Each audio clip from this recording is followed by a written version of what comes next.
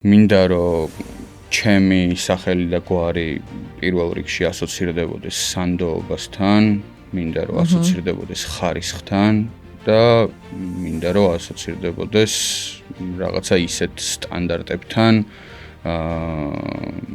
რისი გაკეთებაც აი ბევრს არ შეუძლია რა. რა გამოწვევები არის ბაზარზე?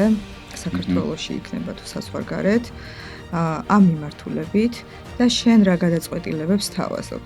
ხარჯების ოპტიმიზაცია ყველაზე მნიშვნელოვანი საკითხი. ანუ კომპანიას რა პლუსი აქვს? ეგ ამ შემთხვევაში შენ მაღაზია ამახვილებ ყურადღებას თვითონ ანუ აუთსორსის უპირატესობა ის არის, რომ ჩემთან კლიენტი რომ მოდის, დეპარტამენტი რო შექმნას მაგისი და თან ზემოდან რო ამონიტორინგოს და თან მივლინებებში რო გაუშვას და თან დაბადების დღეებზე ტორტები მიუტანოს და მერე ყოველ წელს კორპორატიულზე წაიყვანოს და რა ვიცი კიდე ზედნადები მილიონი ხარჯია კომპიუტერი დაუდგას კომუნალური გადაუხადოს და ასე შემდეგ.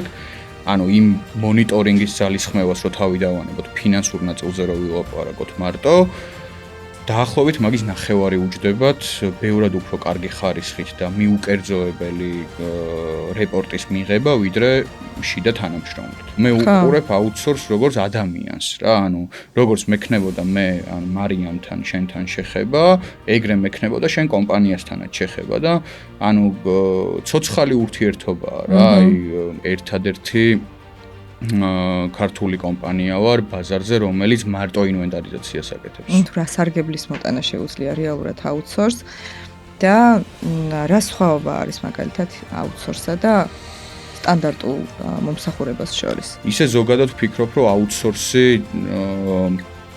ძალიან რთული სერვისია ზოგადად. ქონია რამდენიმე კლიენტთან ეგეთი შემთხვევა და თვითონ კლიენტს მეუღია გადაწყვეტილება, რომ შიდა ჯგუფი დაეშალა და აუთსორსზე გამოეტანა მთლიანად.